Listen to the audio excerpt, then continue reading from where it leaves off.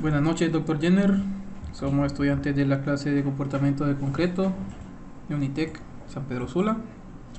Los integrantes del grupo somos Mario Josué Murillo Perdomo, Catherine Nicole Zavala Castellanos, Roger Mauricio Carías Martínez y Kevin Leonardo Perdomo Martínez.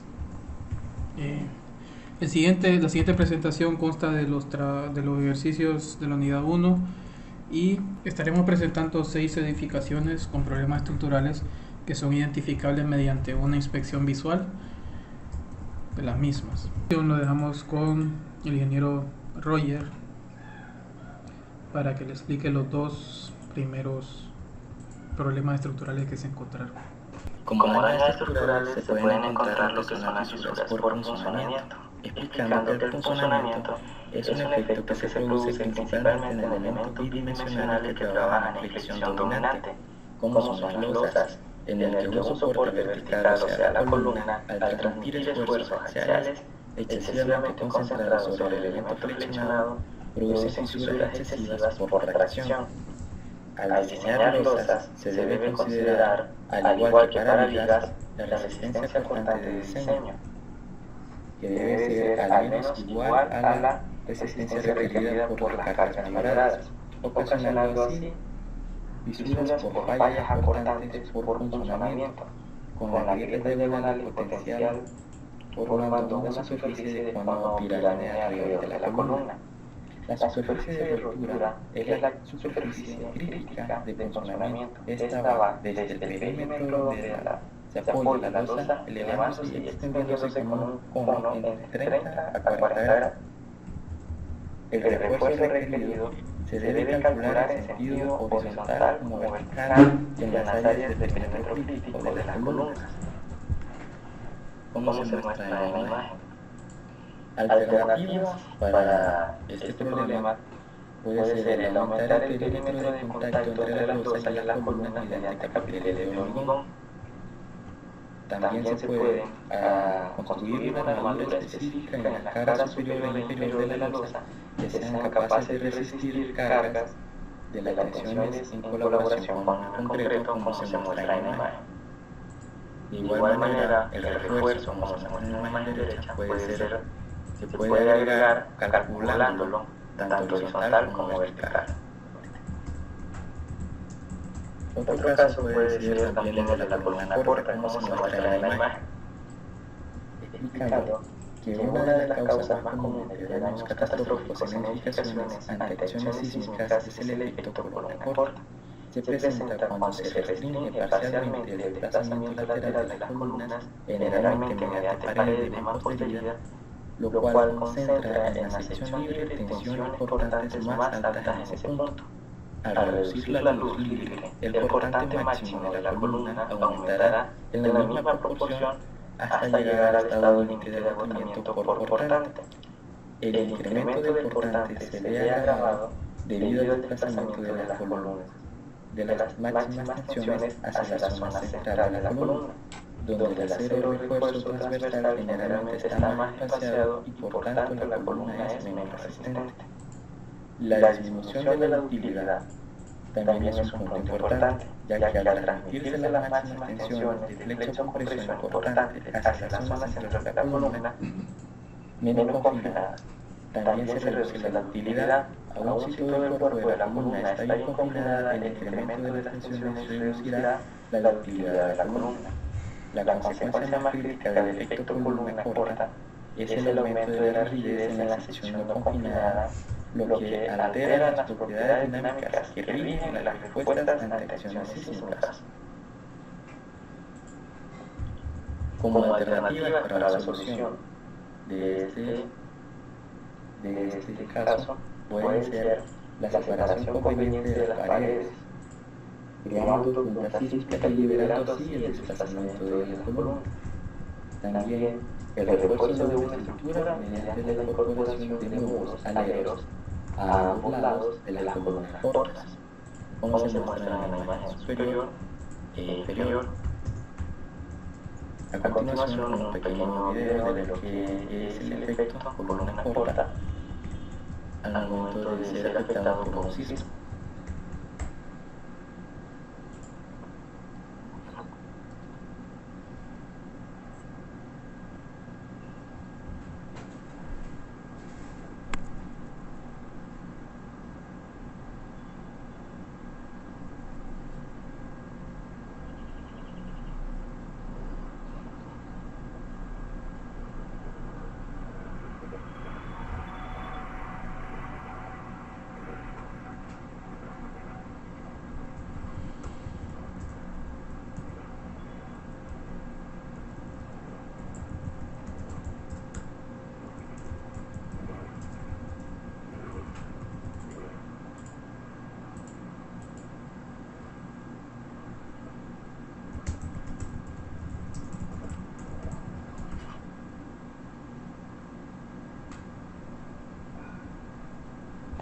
Buenas noches, mi nombre es Catherine Castellano. Voy a exponer el siguiente caso donde un edificio de 4 niveles ubicado en la colonia Los Álamos se observa una irregularidad estructural. Dentro del círculo se puede observar un desalineamiento fuera del plano. Esta es una irregularidad estructural en planta, la cual discontinúa la trayectoria de una fuerza lateral, tales como el desalineamiento fuera del plano de los elementos verticales.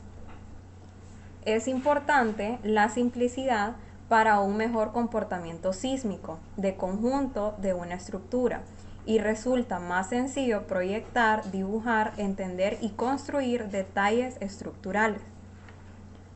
Otro factor importante es la simetría respecto a sus dos ejes en planta, es decir, su geometría es idéntica en ambos lados de cualquiera de los ejes que se está considerando. Como solución se presenta, primeramente se pretende realizar, analizar y revisar la rigidez del primer nivel, simplemente para asegurar y descartar cualquier irregularidad vertical que pueda existir y concentrarse meramente en la irregularidad en planta. Siguiendo esta revisión, si se determina que existe una irregularidad de desviación de fuerzas laterales, se recomienda rigidizar el primer nivel de manera que pueda resistir las cargas laterales con un mejor comportamiento.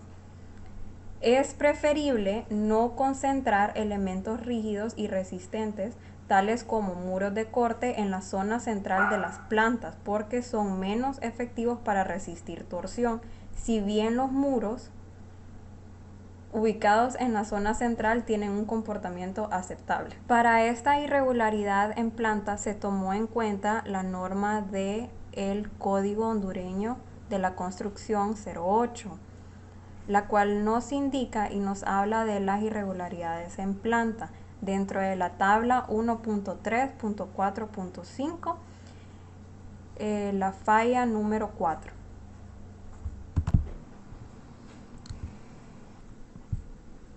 En el siguiente caso, se observa una grieta dentro del firme estructural de una nave industrial de almacenamiento y producción de cartón, ubicada en el sector de Choloma. Dicha grieta fue provocada porque constructivamente no cuenta con una junta fría, tal como se observa en la imagen. Para aislarla del firme, ya que la columna metálica consta con una altura total de 12 metros, de la cual, cuando es sometida a fuerzas laterales, existe un movimiento el cual ha causado esta grieta se expanda. Para dicha solución se utiliza la norma del ACI 302.1R, la cual indica el método constructivo en el cual se deberá de tratar el aislamiento de la columna metálica con el firme del concreto.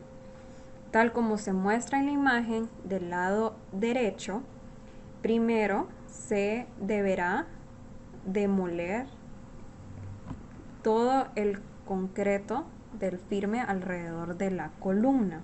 Luego de este procedimiento se deberá de encofrar nuevamente para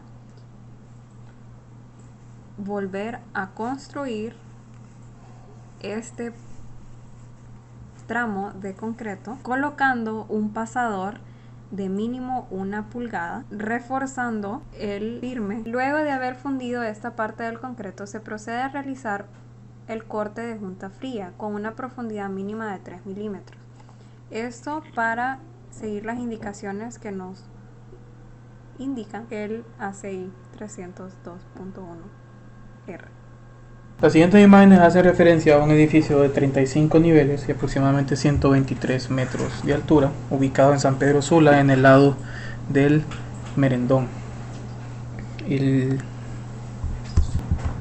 edificio es una estructura de concreto que consta de 35 niveles, como antes mencionamos. La losa es de 20 centímetros postensada. Se tienen vigas en la losa superior y los primeros 3 niveles, que son de parqueo.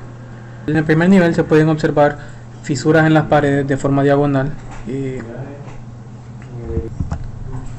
que muy posiblemente sean ocasionadas debido al asentamiento puntual en una de las columnas, ya que es una fisura diagonal que va desde la parte superior de la columna hacia la parte inferior de la siguiente columna, cruzando toda la pared. La siguiente imagen, que se puede observar una fisura horizontal en la parte inferior de la pared, se observa una fisura de forma horizontal. Cabe mencionar que en este nivel es el nivel 35, o sea, el último nivel de la torre. Es la única losa que está compuesta no por cable postensado, sino que con vigas, ya que estas vigas funcionan como viga corona para poder dar terminación a todas las columnas y que queden unidas en la parte superior. Es muy posible que en este último nivel haya existido asentamiento de vigas, y posiblemente el asentamiento que sufrió la viga fue mayor a la deformación que podría tener la pared, ocasionando el desprendimiento y la fisuración de la pared en esa área. Una de las posibles razones del fisuramiento pudo haber sido por la mala construcción o la mala práctica de construcción que se realizó. El edificio se construyó en aproximadamente 6 a 7 meses. Estaríamos hablando que en muchas de las ocasiones en una semana se construyeron hasta 3 niveles de un solo. En el libro de diseño de edificios altos por Mark Sarkisian se puede encontrar una referencia a que el concreto se tarda aproximadamente 10.000 días después de la construcción y sufre un proceso de encogimiento en los elementos verticales. Es muy probable de que al haber hecho la edificación demasiado rápido, la edificación en sí esté sufriendo un encogimiento de manera vertical debido a su propio peso, y al ser el bloque totalmente inflexible esté ocasionando este tipo de fisuras. Como solución se debe realizar un estudio métrico de diferencias de niveles entre cada piso para determinar si hay un acortamiento de elementos verticales, y también se deben revisar los niveles de los diferentes pisos tomando como referencia el terreno natural y compararlos con las alturas iniciales para determinar si existe asentamiento en la cimentación. Se deberán demoler paredes con daños ocasionados ya sea por asentamiento o por acortamiento de elementos verticales, y reconstruir sin anclaje en las columnas y losas superiores, permitiendo que el edificio se deforme de manera libre y sin afectar estos elementos no estructurales. Como siguiente ejemplo tenemos el edificio de Unitec San Pedro Sula. En este edificio se encontraron fisuras en las columnas principales del edificio número 1 de Unitec, específicamente en el cuarto nivel, en las columnas centrales del fondo. Son columnas redondas. En el mismo nivel y en el mismo eje estructural en el que se encontraron las columnas fisuradas, se encontraron paredes fisuradas como las que se muestran en la fotografía, posiblemente ocasionadas por aplastamiento. Esto se debe a que la columna posiblemente esté fallando a compresión y las vigas estén soportando más carga de lo habitual, generando más deformación, por ende causando las grietas en las paredes que se encuentran justamente debajo de ellas. Las fisuras de compresión se originan cuando el elemento está sometido a fuerzas que lo comprimen excesivamente. Es muy probable que esto haya sucedido en esta parte del edificio, ya que es una de las únicas partes del edificio en la que se encuentran laboratorios de computación. Debido a estos usos diferentes que no se encuentran en el resto del edificio, en este mismo nivel también podemos encontrar un aula de conferencias, hay varias áreas de computación. Entonces esto podría estar ocasionando una diferencia de cargas que posiblemente no se hayan calculado a la hora de hacer hecho el diseño de las columnas. Como solución a los problemas estructurales que tiene este edificio, se propone el reforzamiento exterior de la columna mediante uso de perfilería metálica, y para las paredes pueden estar sufriendo aplastamiento de las vigas, por lo que se debe raturar y separar las paredes de las mismas para que funcionen como elementos no estructurales y permitan que a las vigas deformarse debidamente. Mi nombre es Mario Murillo. Voy a explicar los siguientes dos casos de irregularidades estructurales. El siguiente caso a presentar pertenece al proyecto Planta Térmica El Faro, ubicado en el municipio de Puerto Cortés, departamento Cortés. El caso consiste en una pared de mampostería que cuenta con castillos y soleras de amarre. En la imagen se puede apreciar una irregularidad estructural vertical que el Código Hondureño de la Construcción llama discontinuidad en el plano de un elemento vertical del sistema resistente, ya que el desplazamiento del castillo es mayor que el ancho de la cara del elemento. Este tipo de discontinuidad puede provocar potencialmente puntos de concentración de fuerzas anormales que puedan provocar fallas en los elementos estructurales. En esta imagen se puede apreciar el plano del diseño original de la pared, el cual fue modificado en campo sin haber consultado con un ingeniero estructural. Como solución proponemos que los elementos verticales sean realineados para evitar cualquier irregularidad estructural y cualquier deformaciones inesperadas que se puedan dar en la estructura. En el siguiente caso se puede observar un daño estructural en pared.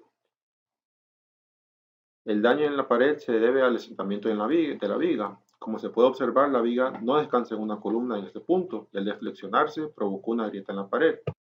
Se recomienda realizar una junta para aislar la pared de los elementos horizontales y evitar que la pared siga sufriendo daño. A continuación tenemos el primer ejercicio, que consiste en resolver el siguiente problema. En la figura se muestra una platea cuadrada de A, B, C y D, la cual soporta tres cargas puntuales paralelas al eje Z y una carga distribuida en forma trapezoidal contenida en el plano YZ. Determine los módulos de las fuerzas P y Q, sabiendo que la resultante del sistema pasa por el centro de gravedad de la platea. El primer paso a seguir es puntualizar cualquier carga distribuida. En este caso tenemos una carga triangular y una carga rectangular. Una vez puntualizadas las cargas, podemos determinar el resultante de una ecuación de resultante de todas las fuerzas, que en este caso es R igual a 1550 más Q más P. Después utilizamos el teorema de Variñón para determinar las cargas P y Q, que consiste en realizar ecuaciones de equilibrio. En este caso la primera ecuación que nos genera es la de negativo 1.5 por P más 1.5 por Q igual a 525. Realizamos la ecuación en el otro sentido y tenemos la ecuación de P igual a menos 5 tercios por Q más 1750 tercios. Sustituimos la primera ecuación en la segunda ecuación y obtenemos el valor de Q. Y con el valor de Q sustituimos en cualquiera de las otras dos ecuaciones y obtenemos el valor de P. Finalizando con el último ejercicio, tenemos el determinar los esfuerzos normales máximos en el acero y la madera de la sección transversal de la viga que se muestra en la figura. Si los módulos de elasticidad de ambos materiales son, tanto para el acero de 2.10 megapascales y para la madera de 0.1 megapascales, comenzamos encontrando las reacciones en los puntos A y B de 24 kN cada uno y el momento máximo de 28.8 kN por metro. Continuando con la transformación de la madera en el acero, como pueden ver en la ecuación, se encuentra la nueva base, se ubica el eje neutro que se encuentra a 10 centímetros, se calcula el momento de inercia con respecto al eje neutro y se finaliza determinando el momento máximo normal de la madera y el acero. El esfuerzo, como se muestra tanto para el acero, son de 11.71 kN sobre centímetro cuadrado y el esfuerzo máximo para la madera es de 0.53 kN por centímetro cuadrado. Bueno, con esto concluimos nuestra presentación. Agradecemos su atención. Gracias al Dr. Jenner por el conocimiento impartido en la clase de comportamiento del concreto.